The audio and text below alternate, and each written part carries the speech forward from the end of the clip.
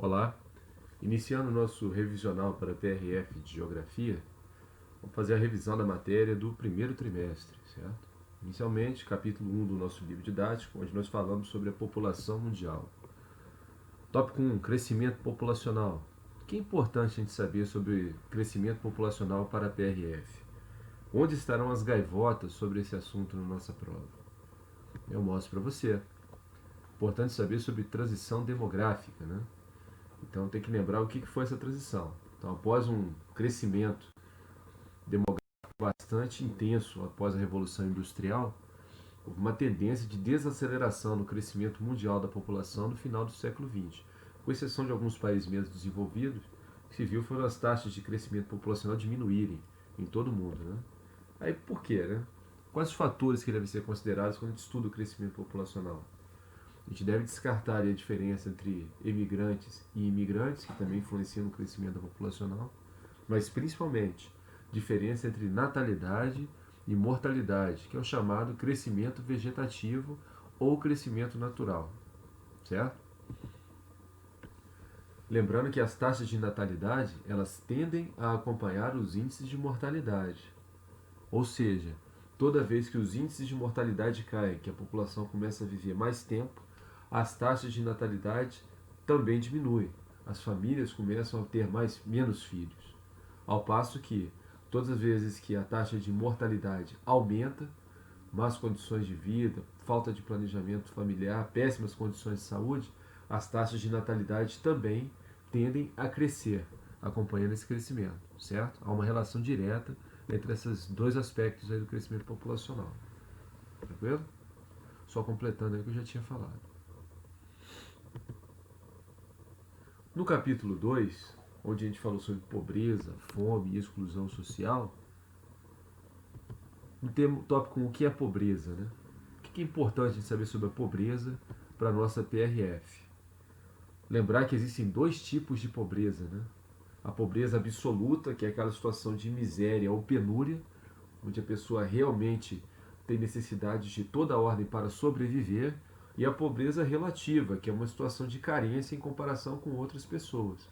Você não vive na miséria, você não passa fome, mas você não tem acesso a alguns bens e serviços que pessoas da mesma sociedade onde você vive têm. Isso é muito comum, às vezes tem bairros mais populares e bairros mais ricos dentro de uma mesma cidade. Às vezes o camarada do bairro mais rico chega em uma Black Friday e consegue comprar uma TV de 50. O camarada de um bairro mais simples não vai ter condição de comprar uma TV nesse momento porque ele tem outras prioridades. Mas ele não passa fome. Essa é a pobreza relativa, certo? Lembrar também as linhas da pobreza, né? Então a gente tem duas linhas da pobreza. Tem uma linha internacional da pobreza, que é um índice adotado, né, por organismos internacionais e que estabelece que estaria abaixo dessa linha pessoas em qualquer lugar do mundo vivendo com no máximo 1,25 dólares, né, 1 dólar de 25 centavos por dia. E tem a linha nacional da pobreza, né, que ela vai variar muito de um país para o outro por causa da cotação do dólar em relação às moedas locais.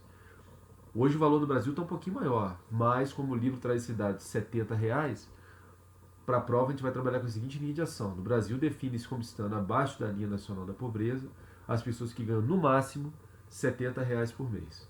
Certo? Esse é o número que a gente trabalha para a prova. É o dado que está no livro. Tranquilo? No capítulo 3, onde nós vimos as desigualdades internacionais. Muito importante. Revolução Industrial. O que é importante a gente saber sobre a Revolução Industrial ou sobre as fases da Revolução Industrial? Primeiro, né, que a Revolução Industrial ela teve início no final do século XVIII e mais do que uma revolução produtiva, ela foi também um processo social, cultural e político. Houve expansão de fábricas e indústrias, houve uma modernização da sociedade, também houve a formação dos estados nacionais como nós conhecemos hoje, além do fenômeno da urbanização. O centro econômico se deslocou do campo para as cidades. E ela é dividida em três etapas, ou três fases. A primeira Revolução Industrial, que se estendeu ali de meados do século XVIII até o final do século XIX. Nessa fase, a liderança foi da Inglaterra. Os principais motores da economia, né, foram a máquina a vapor e o desenvolvimento da indústria têxtil. Principal fonte de energia nesse período, o carvão mineral, e é uma fase onde predominam as pequenas e médias empresas. É a fase chamada do capitalismo comercial, ou concorrencial ou liberal. Pouca ação do Estado regulando a atividade industrial. Aí a máquina a vapor, né, inventada por James Watt, foi o carro-chefe desse modelo da revolução. Aí um perfil de Londres, né, muito tomado pela fumaça, né, carvão mineral, muitas chaminés tomando conta da cidade. E a locomotiva, né, que é a essência das máquinas da Revolução Industrial. Uma caldeira a vapor aquecida por carvão que produz energia. A segunda etapa, ou segunda Revolução Industrial, ela ocorre ali do final do século XIX e vai se estender até o final do século XX. Nesse momento há uma substituição da liderança inglesa por outras economias, como a Alemanha, mas principalmente os Estados Unidos. Ocorre nesse período a expansão da eletricidade e a invenção dos motores elétricos.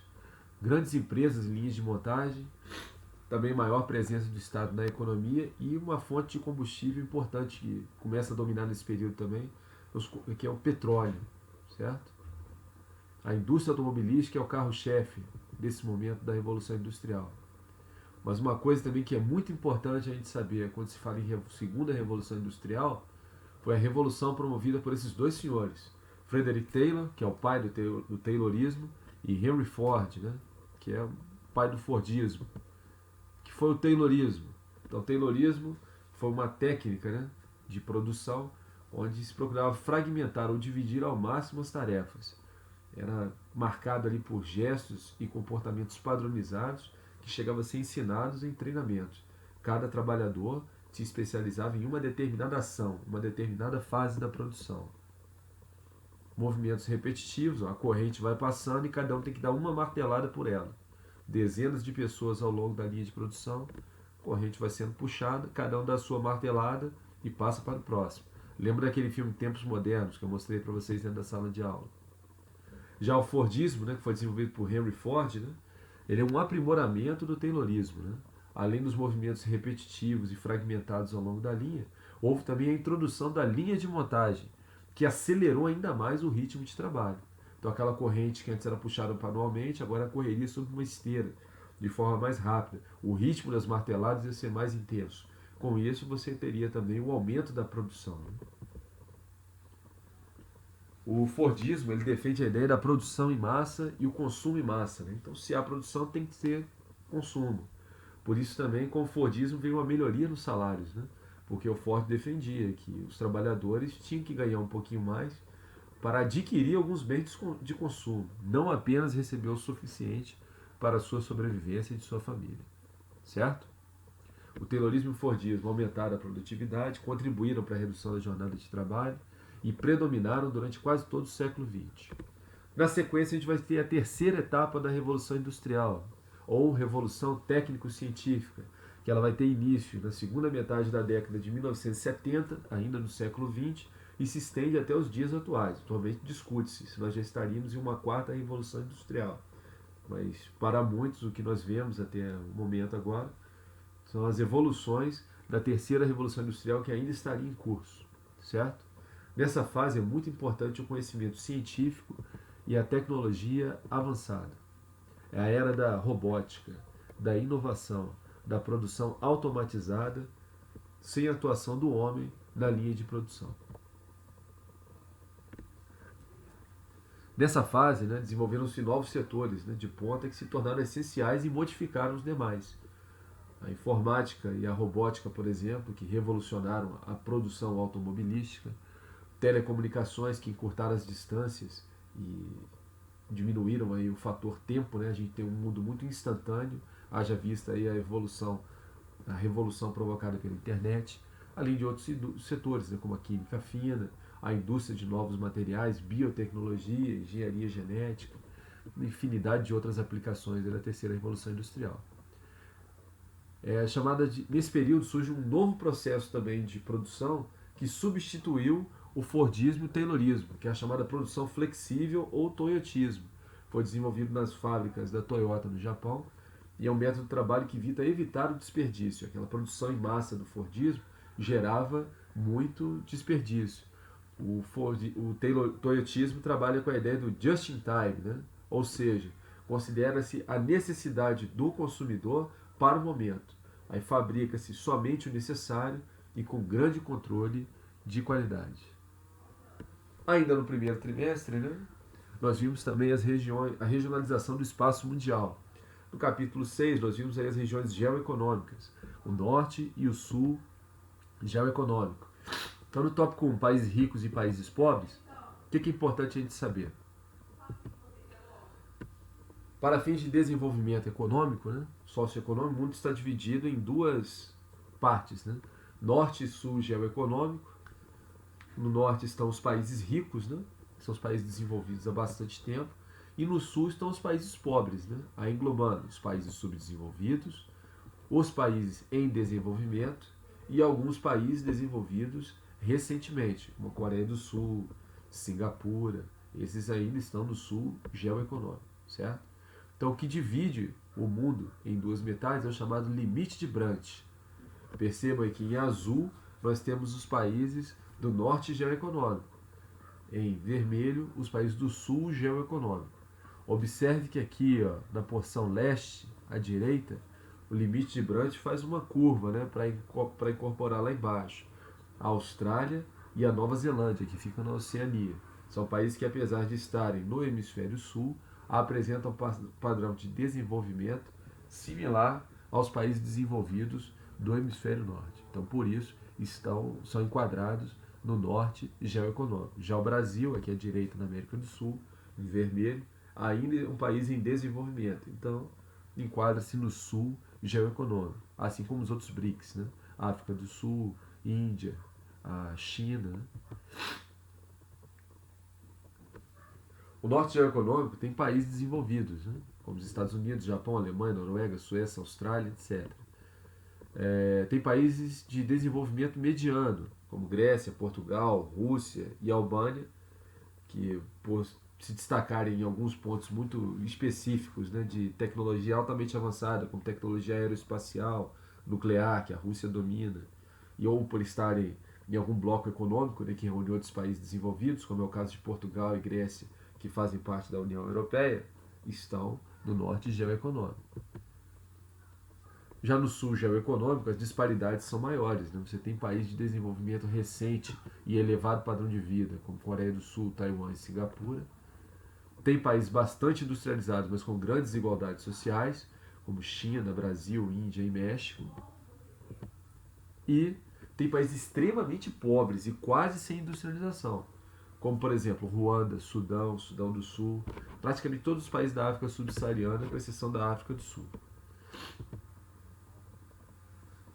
O Oriente Médio também é outro destaque aí do sul geoeconômico em termos de falta, né, de desenvolvimento.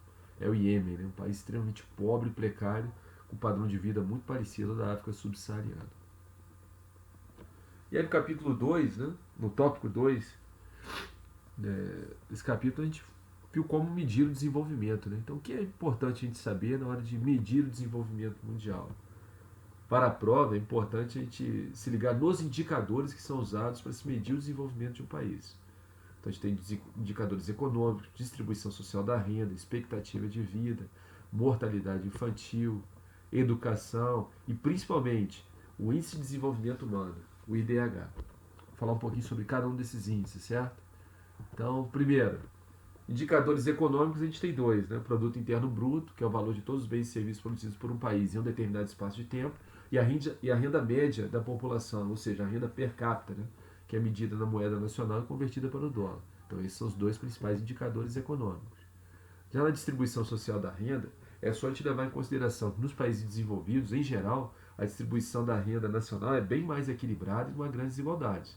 Nos países subdesenvolvidos ou em desenvolvimento, existe uma maior concentração de renda na mão de uma pequena parcela da população. Isso se acentuou nesse período de pandemia e o Brasil provavelmente, em um novo ranqueamento, vai subir da segunda para a primeira posição entre os países com pior distribuição de renda, com maior concentração de renda no mundo. A expectativa de vida ou esperança de vida também é outro fator importante para se medir o desenvolvimento.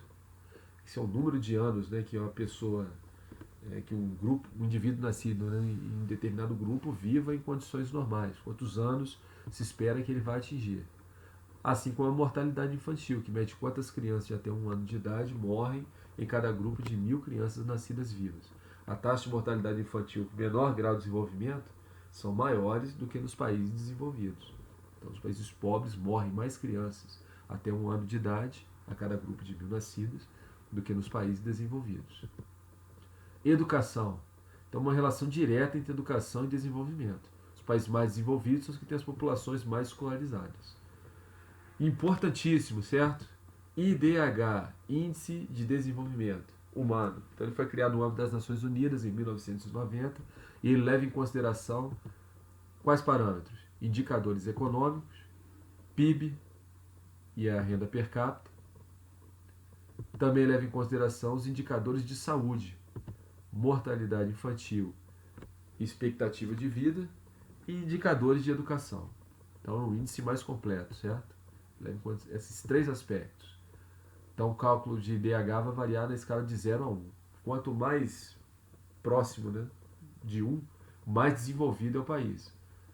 Então, o IDH é considerado baixo, né, se ele for menor que 0,5, médio se ficar entre 0,5 e 7,99, é o caso do Brasil. O Brasil é 7,85, estaria no IDH médio, e o IDH alto acima de 0,8. O IDH 1 representaria um país totalmente desenvolvido, né? Mas esse IDH 1 não existe. A gente tem alguns países ali, principalmente na Europa, né, que estão acima do IDH 0,9, caso da Noruega, da Finlândia, da Suécia, da Luxemburgo, todos têm acima de 0,9, mas o IDH 1, que é o desenvolvimento perfeito, e esse nenhum país alcança. Certo? Então essa foi a nossa revisão para o primeiro trimestre. Continuamos na próxima videoaula com o revisional para o segundo trimestre. Até mais.